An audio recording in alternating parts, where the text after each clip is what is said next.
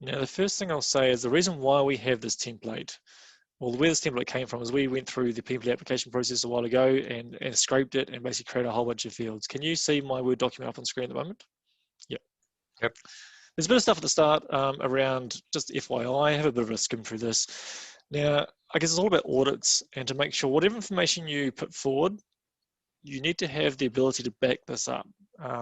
It works very similar to the tax system in New Zealand. By default, people assume you're telling the truth, but they could at any point in time pick up your application and say, we're going to audit this, please show us evidence behind this. So we don't want to lie to PMI, we don't want to stretch the truth, we need to represent it in, I guess, the most factual format possible, where you've got copies of certificates and signatures from your senior stakeholder or your manager or your sponsor throughout the course of your project, and we'll give you a certificate around the PM education hours as well. So there's 3 sections of the application. One is around your general education, okay, so your schooling, your highest level of schooling, and that will dictate how much experience you need to then submit. So if you have a degree, which is a bachelor's degree, so a 3 or a 4 year degree or above, then you're required to submit 4,500 hours, or it's about 3 years, so it's that 36 months of project management experience. If you do not have a degree, so you passed high school, you might have a certificate, you might have a diploma, then you require 5 years of experience. Okay, so about 60 months of project management experience. So I'll get to the experience in a second, but basically this first, I guess, page in your application, your schooling will dictate how much effort you need to put into the second part. So look, essentially put the highest qualification here. There is a drop-down list. These are some of the options there. There might be others in the form now, but basically just put whatever is your highest. You know, some people don't have certificates from high school, so we've never actually been asked, not through my experience in being involved in this training for the last 8 years, for someone to provide something from their high school. But hey, look, you know, if you do have something, then I'd use that. So if you went to you say you left high school in 5th form, but then got a level 4 certificate in some sort of a plumbing apprenticeship or whatever it might be, then I'll be using that. If you got a diploma certificate from a tertiary institution, then I'd use that. So just put, you know, some details here around the year it was awarded, what school or university gave it to you. These are all sort of open fields. You'll have to put the address. Now sometimes people, you know, these organizations have changed names. So I got my bachelor's degree and my graduate diploma in project management from CPIT. Now it's rebranded as ARA. So I'll be putting CPIT in that because CPIT is what's on my certificate. Okay, so make sure you put the name of what's on your certificate. Now, if there's opportunity to say this is now being rebranded as ARA, then, you know, great, put that as well. Did they keep anything on file from previous applications? I mean, I know I sat a different exam a few years ago. Do you think they keep anything on file? Do they keep anything on file? Yeah, PMI. Yes, they do. So your PMI profile, if you've so you know, Alex, you've got some other PMI certifications. They will have a history of that. So you know, if you've already got, but I did sit the exam for the PMI SP about 4 years ago. I'm just wondering whether they have all the backing up documentation from my application. Correct. Yes, they normally do. So I've got CAP and PMP and PMI ACP. After I set my PMP and went and got my PMI ACP, all my education, my work experience was there.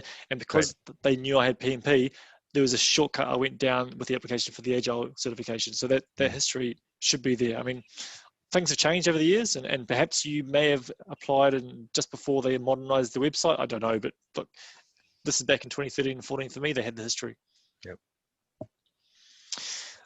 Any questions around just your general education? I mean, it should be pretty straightforward, but any questions, let me know now. Just a question on education here. Because I'm actually on the page here, and it says academic education secondary degree, or I have a bachelor's degree.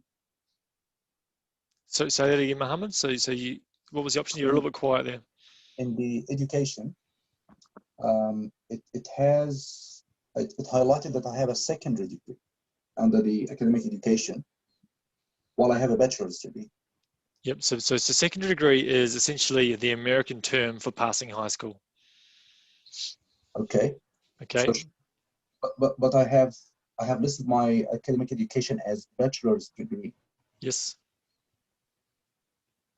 So sorry. So is there a drop down where there's a limited number of options you can choose from? Yeah, but I was expecting under academic education to say undergraduate, university undergraduate or something, or bachelor's degree, not to say secondary degree. So what options do you have in that? Is it a drop down field, Mohammed? There is, yeah. Okay. So what are the options in the drop down field? Actually, Do you have the ability to share your screen, or are you on two different devices? no, you can you see my screen now? Okay, yes. It's a little bit, I mean, you're quite small, but okay. And it's here, bachelor degree. Okay, I'm a little bit confused about what's going on. So you've submitted a bachelor's degree, Yeah. and on the right-hand side, it's already sort of ticked the box against saying you got a secondary degree. Yeah, exactly. Okay. Not sure Can you go and can you edit your bachelor's degree submission?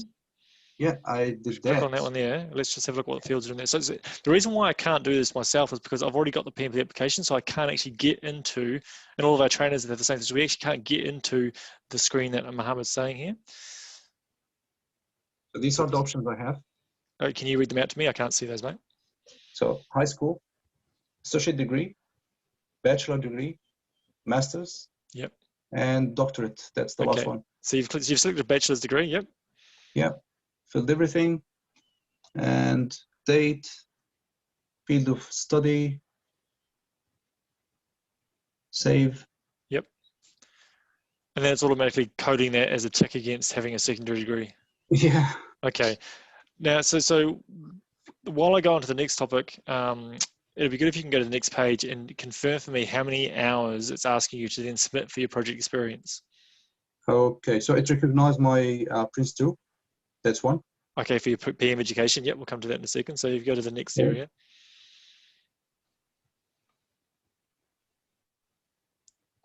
I suspect they teach, yes, they 36 months. treat high school as your primary degree, Mike. That could be an option. Yeah. So basically, what it's done, it's coded it correctly, Mohammed, is essentially, it's for some reason it's been coded as a secondary degree, but it's still classed as the degree required to then make you eligible for the 3 years of effort, as opposed to the 5 years of effort. So I wouldn't be concerned about that. You're on the right path. Okay. Good. Great. Thanks for sharing that, Mohammed. Any other questions around the general education? Okay. Let's jump into the experience section. So this is your opportunity to tell PMI why what you've been doing as a project manager. I guess the first thing I'll say here, this is not you talking about the project. This is talking about your role on the project. You need to remember that PMI are quite protective of their certification. They want to make sure that the right people, or they're approving the right people to go on and sit this exam. So this is the screening process, and they're going to judge your experience as a project manager based on what you're putting into this form here, or these fields. And it's your job to sell yourself as being a competent and experienced project manager. Now, of course, you've got to do that within the context of the projects you delivered. So let's take a look at the fields, and I'll zoom in a bit. Take a look at the fields that they're asking you to fill out here. So you do this once per project. Now, there is a bit of a grey area here because in the New Zealand context, it's quite common for our projects to be, some organisations, some industries, a couple of weeks' work, maybe a month's work, maybe sort of 3 months' work. And, if you're looking to get 5 years of experience or 3 years of experience, you could be looking at quite a large handful of projects. It's going to take you quite a bit of time to document your experience across, say, 36 projects. We had one client at the Christchurch City Council who drafted a PMP application with 76 project experience summaries. That took her hours to fill out, and I'm not suggesting anyone should do that. I don't think there's value in doing that. But PMI are wanting to see project-based experience. We have seen students being called out in the past where PMI are saying you've grouped a bunch of projects here as a program. We're not looking for program management experience, we're looking for project management experience. So you've got to be very, very careful on your wording here. Please avoid using any reference to the word program. That's P-R-O-G-R-A-M or P-R-O-G-R-A-M-M-E. Just do not use those words in your application. Why? Because the program management experience, PMI, I believe, is relevant to their program management certification. They've got a PGMP. Okay, and we had feedback from PMI in the past, one of our students saying, hey, great, that's really good experience, but we can't apply that to PMP because that's more relevant to the PGMP. So if you are in a situation where you've got a whole bunch of similar projects all related to the same area, treat that as a project with multiple work streams. Okay, that's been allowed in the past. So you've got, if they're all for the same area of the organization, maybe the same business unit or the same customer, but the whole sort of rats and mice bits and pieces, then treat them as an overall wider project with different work streams that you've managed throughout, and just do one summary on that. Mike? Yes. What happens if your title is program/project manager? Yep, good question. So PMI have not given us any firm, or based on my experience with people's applications, they haven't pushed people back on not having a project manager role title. So let's just look at, that's the third field there, job title. People can put project manager, program manager, project director, solution designer, technical architect. These are just so many different organizations have different terms for your role, where they formally recognize your role as a project manager or they don't. So look, put your role there. If it's possible, it's always good to somehow align this to a term project manager. But if you can't, don't worry so much about it. But so your question, Sharon, can you put programs as project manager? Sure, put that in there. No, my title is program/project manager. That was my title. So I just wanted to make sure that they weren't going to, like. So there's a job title and then there's a project role as well, right? So yeah, it's kind of confusing. Not anymore. So where'd you see that, Ross? Oh, just there on your screen, a bit further down. Job title. So that's a just give me a second. I took a snapshot of the screen. That could be I just updated this table today, and that might be a yes, that's not there anymore. And just primary industry. Yeah. Job this title, one here functional is reporting area. Yeah, that's an error on my behalf. I should have deleted those extra fields today. They used to ask for those. Oh, so you don't have to put industry in there at all. So if your title's like senior mechanical engineer or something that doesn't even relate to project management, you still think put that in? Yeah, that's fine. We've had people do that in the past, Ross. Yep. Okay, so right, so project title, but obviously the title of the project, organization name, and again, if your organization has changed names, then put the former name and then put in brackets rebranded as such and such. We've done that in the past. And your job title. While you're there, I've got my application open at the moment. You want me to share screen so you can see the original right now? If you don't mind sharing, Anya, yep, that'll be super. Yeah. Let me stop sharing my screen, and then I can give some commentary to the wizard. Yeah. So you set up these templates as though we can just copy straight across and bang it straight in. And I'll get to the reason behind that in a second. Yeah. Oh, right, share screen, right. Can you share screen now, or do I have to make you co-host? Host disabled, right. Can't do it. Okay, just a second. I'll feel extra special. There you go. You got extra special rights now, aren't you? Right. Looking at that one. Does it work? Yeah, it's coming up now. Yeah, great. Okay, so here is the basically wizard online. Okay, so you got project title there, organization, so Landcare Research New Zealand Limited, and you are the contract manager. Now, functional reporting area, can you give us a drop-down, open up the drop-down list, please? So customer service, finance, HR, IT, marketing. I assume there's an other at the bottom there, is there? Yeah. Yeah, okay. And if you click other, does it give you a free text field? Yeah, I had to do it. Okay, there we go. Yeah. Thank you. So just go back and select what it was. So they're basically wanting to work out which area, and of course your primary focus. So you've put in other for research, and I imagine there's a whole bunch of other default options there before selecting other. Okay. So you should be able to hopefully link your organization's area of business in this as well. Approach methodology. So the way your project was delivered, traditional, agile, and hybrid. And I'm going to have a bit of a guess that most people would be able to select hybrid. They'll be taking a bit of both worlds. But look, PMI is not going to judge your application on this. There's not a need currently to have X amount of experience in traditional and X amount of experience in agile.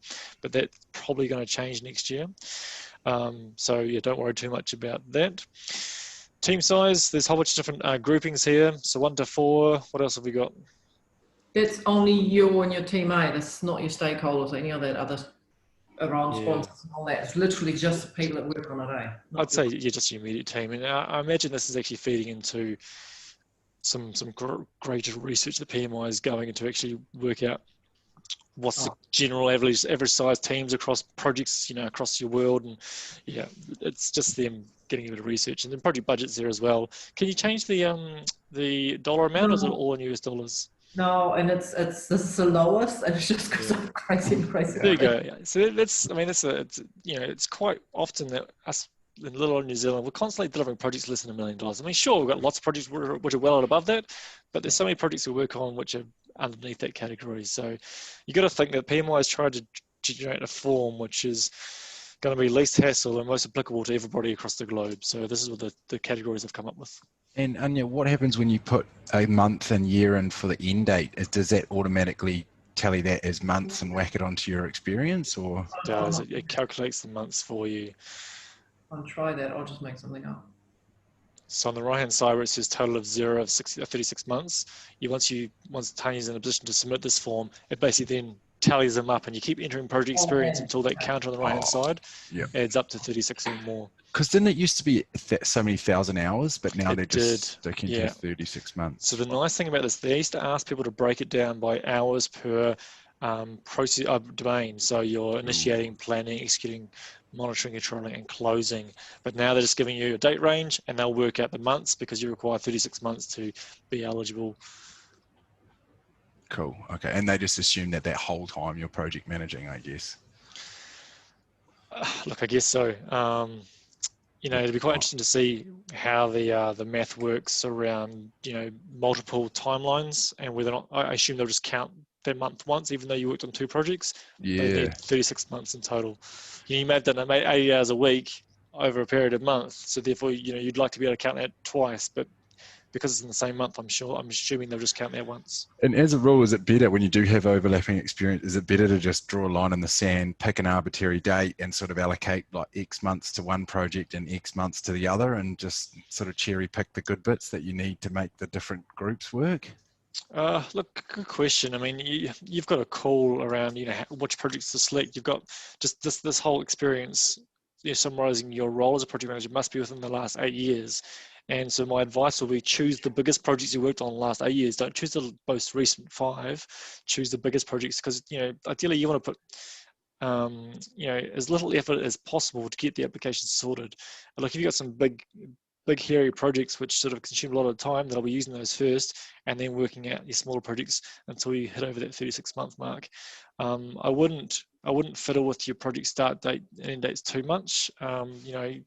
If they overlap, great, they overlap, but just remember that they'll only be counting that month once. Yeah, righto. So with some of my projects, for example, so I ran multiple projects. They were similar, like same templates, because they were different people and, there were different constraints. You could count them each as different projects, right? Mm-hmm. Yeah. But because they're quite similar, I might say it's a project with multiple work streams, so I'm not repeating myself over and over and over. Yeah. But these would be like 20 hours a week. And I could say this happened over 2 years. But it's 20 hours a week. Sorry, you're going to hear a child crying. But it's only part-time over 2 years. Yeah. But is it still going to count that as 24 months worth, even though I have other projects on the go at that same time that I could count? Yeah, that's a really good question. I don't know, because they're just asking for these fields here. That's why they used to do it by hours, because they could actually break it down whether you're working 20 hours a week or 40 hours a week. And based on what I'm seeing here, it's going to assume if you worked in July, then you worked the entire month of July on this project, so that's a month's worth of experience. Mike, yeah. Hi, I submitted mine on Saturday, Yeah. and where I had overlapping projects, what they did is they didn't count the hours for that. So even though I worked 20 hours per week on one specific little project, which lasted 3 months, they didn't take the hours for that at all. It just sat there as a 0 hours. Yeah, but because you already had a project covering that month, didn't you? Those months, is that what you're saying? Exactly. Yeah, great. Yep. So that they're assuming, and Johanna, I guess that answers your question. They're assuming that you worked on this full time, which is, I guess, probably to your advantage. Yeah, You could application. You could Sorry? count it. You could still count, even though they don't count that month, you could still use that separate project for a specific group. Like if you did a lot of initiating in that project, you might still want to whack it in there, even though it overlapped and it's not going to count for additional months. You could probably still use it if you needed to demonstrate particular knowledge in a certain area, right? Which is why That's you right. might I mean, still I do guess if you've got a larger project which spans 12 months, I'll be putting that in first. And then if you got, say, you worked on a 3-month project in the middle, then I wouldn't bother submitting that because you're not going to get any credit for that. But if you worked on something that sort of, say, if it's a 12-month calendar year, you had a project going from, say, December through to March, I'd be putting December to March in there. Sure, you won't get December hours, but you get January, February, and March in there as well. So you get an extra 3 months from the additional 4-month project. All right, what happens if you're a joint project manager? Good question. I my overlook advice is to avoid saying that if possible. So again, PMI, they've got a person in America who's reading your application, and they need to have full confidence that you've got project experience. So I'd be erring on the side of caution and don't saying that, I worked with another project manager to help deliver this. Just focus on the work you did. So if you worked on establishing a budget, coming up with a schedule, managing risks, monitoring change, all that sort of good stuff, then it doesn't matter that you did it with someone else. Just tell them what you did. So that, I guess, does lead me to this big box here, this project description. So you have 200 to 500 words. So this is another change they've made, where it used to be 500 characters, which is basically a paragraph. So now you got the option to extend it to a couple of paragraphs, which is a good thing. Now, Mike, can I ask you a question? who is that? Who's that? It's Aya. Hiya. I'm working on a project, but I have worked from 2 different companies for this one project. So one is I was in Tokyo to set up a new joint venture in New Zealand, and I mostly did the initiating and planning and a bit of execution. And then I moved to New Zealand and now work for the joint venture we set up. So should we treat this as one project? Are they related projects or are they completely separate projects? It's a completely the same project. Same project. Oh yeah, just treat it as one project. So if you, it doesn't matter because you change countries and you maybe change roles slightly or focus slightly. You just treat it as one project. And then, so should I put the 2 organization name? I'd maybe put in the project description that it was a combination of 2 companies coming together or an overlap or whatever it might be. So put that in experience. Just put the main organization name that you spent most of the time in the top of the section. Okay, thank you. Great. Are we trying? Sorry, Mike. Are we trying to avoid language that would move away from the project management role? I mean, I've worked on large projects. It's not the size of the project. It's more the fact that I had a very specialized role as usually a planner scheduler within a project. So I was never a project manager per se. So your role here is to play project management buzzword bingo. So here is the format of what this section should be in. And this is, again, why we have it in our template, because we've got some example summaries in this. But essentially in this field here, the first sentence should be what the project is. So state the project objective, what we are there to build. That's what all projects are. They're building something, they're delivering something new, they're something of value. State what that is. The last sentence of this description should be the outcome of the project, i.e. the project was delivered successfully and adopted by the customer, or the project was halted halfway through because of a change in organization priorities, or the project was ended terribly wrong. I mean, I'd try and avoid telling stories of failed projects, but if it did end unsuccessfully, then you need to state that. They have asked in the past people to state the outcome of the project. But the guts of this project experience summary is all about your role. So again, it's not about the project. You've summarized it in one sentence. That's what we're looking for. It's your role. So again, you've got people in Philadelphia? No. Anyway, PMI in the States, I think it's Philadelphia, who don't know you, and they have to make a decision on whether or not you have the experience to get PMP based on what they're reading here. So you are, and do it by your knowledge of the domains. So start off in order sequence in terms of, this is the stuff I did in initiation. So under initiation, I read and reviewed the business documents. I drafted the project charter with a sponsor, identified key stakeholders, and came up with a high-level view of the project. That's basically the guts of initiation. In planning, I come up with a detailed project management plan. I come up with planning around requirements collection or collected requirements from the key stakeholders, define the scope of the project, to come up with the work breakdown structure. I planned our approach to both schedule and cost management. I came up with the key activities and worked out with the key resources, the estimates for those activities. I came up with a schedule. I came up with a project budget. I managed the budget and schedule over time. I identified risks, held risk workshop meetings. I wrote monthly status reports. I engaged senior stakeholders throughout the course of the project. I managed communications. I reported on or worked with the project team to lead the quality initiatives across the project. I managed procurement, so we engaged an external vendor or a contracting agency to engage a certain deliverable of the project. So I oversaw the engagement of their contractor, the performance management of their contractor. You should read table 1.1 or 1.4, the big glossary of the PMBOK guide, which we have in our course materials, and try and reference not everything, because that sounds a little bit corny, but just from the things you did on your project, use the PMI terms. You may call them differently. Here in New Zealand, you might call it a program, and instead of a schedule, use the term schedule, because that's the language PMI use. Again, do not use the word program. I see a lot. The most common feedback I get from people's applications is they use the word program for a timeline. That is a schedule. PMI call it a schedule. Right. On Vector's not doubling up on that, I've volunteered quite a bit for a company doing project work, and they're happy to sign that off, but they want to see the exact hours to sign that off, which means we're coming back to the overlapping issue. And I cannot say I've done July to March next year, 24/7, I've done that project, because I only volunteer for them twice a week or something. And I know PMI looks really well upon volunteering, but yes, they do. Yep. How there's no field for that this is a volunteer job, and that you do that after hours, and that you do your normal job, and that yes, your project's well over that. Otherwise, I'll have to say I've done it all on the weekend. That's a good question. I mean, you're right, PMI do look favourably involved volunteers, and they're very much happy to have volunteer experience in this. But if you worked on it, say 2 hours a week over the course of 3 years, does that give you your experience all in one volunteer initiative? I mean, yeah. Arguably, because of what I see here, then it would do.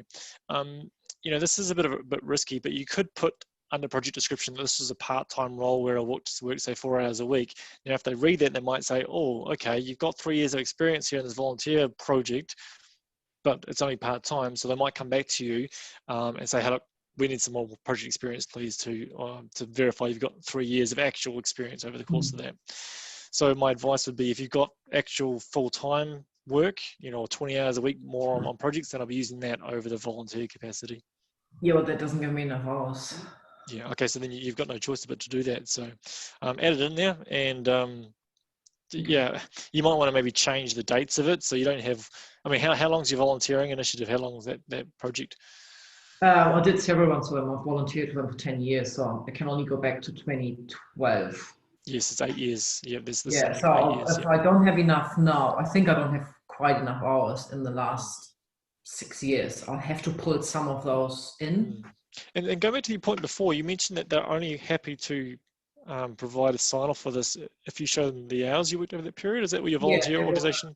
Because of the projects, they want me to. I've put an Excel in and said, "Look, this is what I've done for you. Are you happy with that?" And they go, "Yep, we're signing that off." And I said, "Well, it's going to look different for PMI." And they said, "No, we want to make sure that we sign off the dates that you've done this for us, so we're Yeah, I mean, all you need them to be happy with, in the rare chance you do get audited, I'll explain that process in a second, but all you need them to be happy with is say, right, Anya, you worked on from June to October in this particular year. If they're happy with that, then they don't need to, you're not going to tell PMI that, or imply to PMI that you're working 40 hours a week on this. So, you know, they're not, yeah, they shouldn't be worried about how many hours per week you're doing. All they're asking, PMI is going to ask them to sign off is that you had a start date and end date, and here are the dates. Are they happy with those dates? Yeah. Cool. Thank you. Yeah. What happens if partway through your organisation your line manager changed? Like I've had that a number of times. Oh yeah, sure. That's a real thing. Just put whatever line manager who you've got access to. So that does lead me into the next point. I'll come back to the project descriptions in a second to make sure I really hone on that. But coming to the whole audit process, because obviously there's some questions on that, is essentially what they do is they PDF your application. So what you see on screen here, they lock it down into a PDF. They give you one PDF per project summary. So you've got 5 projects you submit, 5 PDFs, 10. Okay, and every I guess sponsor that you put, actually go back up, where's the, yeah, that's what I was thinking. You don't put any contact details. What happens if you click through this, if you just whack a generic? Yeah, I was looking for that as well. It's just description. That's actually, yeah, good point. Can you just put in the text there field, say notes to follow, and then hit save experience? And then just, I need to put at least 100 words. Let's make up a story. Yeah. Or copy a section out of the template straight in there. Do you have that template on hand? I can actually give you a section here. No, I don't. Yeah, if you have one. Or even just copy a stuff article. And copyright. Here's, what's going on here? Here's some words for you to use. Just copy and paste that. Hopefully that's 100 words. I actually haven't counted it. Copy and paste that into the form for us, Anya. I'm actually quite glad it's now between 200 and 500 words, not 500 characters, because that was really hard to write when it was 500 characters. Oh, this is ridiculous. This thing. It's like a tweet. This project tweet. It must be 100 words. No, it is more actually. Paste it again. Yeah, copy and paste it again. Yeah, paste it twice. That's what I did. That's what I did as well. Yeah, here we go. Right. Yeah, right. So save experience. Let's just see it's asking for people. Mark, in mine, I PDF mine, and it hasn't asked for any of my contacts. Check me out. Thanks, Ingrid. Okay, so you don't recall. Can you see my screen? I'll stop sharing. Not yet, Mo. Yeah, turn your camera and we can see your face again, Mohammed. Smiling, yep. Okay. Yep, nothing happened.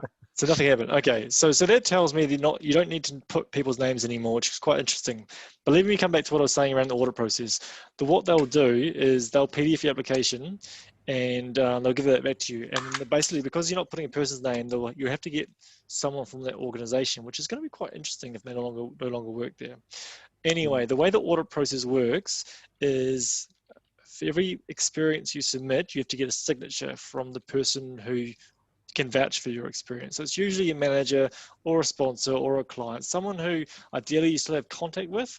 So, this might mean if you've moved on 2 organizations and they've moved on 2 organizations, you might have tracked them down through social media, LinkedIn or Facebook. And, when I applied for my PMP exam, I tracked down my past manager and said, hey, look, I'm applying for the PMP exam.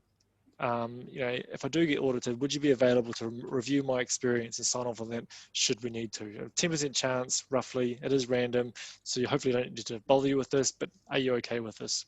And that gives you confidence that if you do get audited, you've already got an open communication there to follow that through. Now, we haven't had anyone audited since COVID lockdown, so I don't know whether or not they're still doing auditing or whether they're saying that's just too much hard work at the moment, we're going to put auditing aside. They haven't told us this for obvious reasons, but if they do, then you guys need to be ready to go down that path where you actually have to send them this PDF. You can send them through electronically, especially if they live in a different country, you have to. They have to print that out, sign where it says to sign to say, yes, I vouch for Anya's experience in this volunteering capacity. They have to put that in an envelope, close the back of the envelope and sign across the back seal. Okay, so sign the document itself and then sign across the back seal. They then post that envelope to you. If you've got 5 different projects with 5 different people across 5 different countries, you've got to wait for all those envelopes to come back to you. You put all those envelopes with a copy of your education certificate, a copy from your certificate from Millpond for your PM education, and send that to PMI in the States. They then review that and say, great. Does it have to be a hard copy? It's got to be hard. So at the moment, Signed. it's all signed, physically signed, it's all hard copy. The reason why is because PMI know a lot of people want their PMP, and they want to make sure the right people have the PMP for the right reasons. So they're trying to avoid all chances of plagiarism or cheating or forgery. So they're doing that physically. But I stress, I mean, it's great to see PMI have gone online with the PMP exam. They're very, very cautious about going online with PMP exam. It didn't happen for many, many years.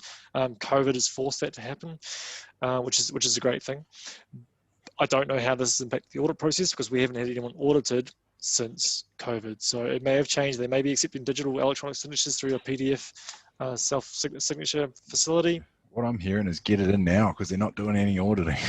I don't know that for sure. But hopefully not. Yeah, but yeah, no, definitely get it in, right? Get this application sorted.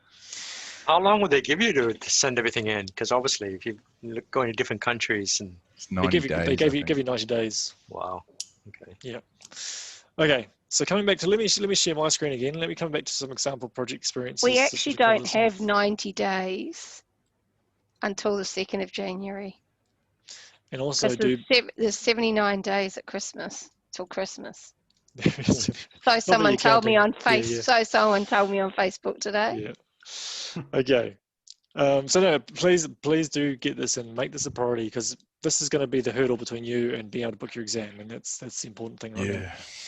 Okay, Mike, so there's one other question, sorry. Grant, who was on our course last night, he said that he put his application form in and had the course information that he's doing now as his only professional development stuff, and his application got accepted, but I thought the rules were that we had to do our application after our course finished on the dates that we put in. Yeah, depending on again, we'll come back to the education screen and education section in a second, but it looks like they're doing it by month now. So even if the course, if you're on the start of 1st of October, then you can put in October, it will give you the hours across October. So that's, I think, a bit of a loophole there. So yeah, come back to education in a second.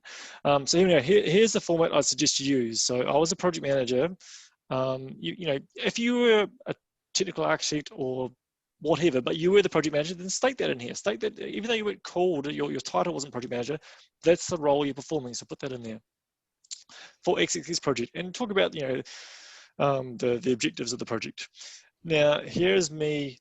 This is a suggestion from PMI based on information they sent to past students. They prefer to give you, break it into sections: initiation, planning, execution, monitoring, controlling, and closure. They're happy with these abbreviations. Okay, they used to like abbreviations because you only had 550 characters. You're not words now, so you got a bit more room to wiggle.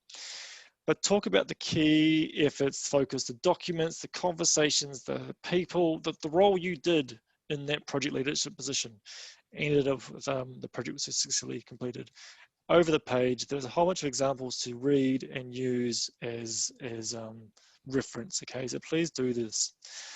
Now, the reason why this is all in a Word document is because we can give you some examples, but also, you know, if you got, say, 5 projects, write 1 up first, maybe write 2 up and send it through to us, and we'll have a bit of a quick read over to make sure you got the right grasp of what you're doing here.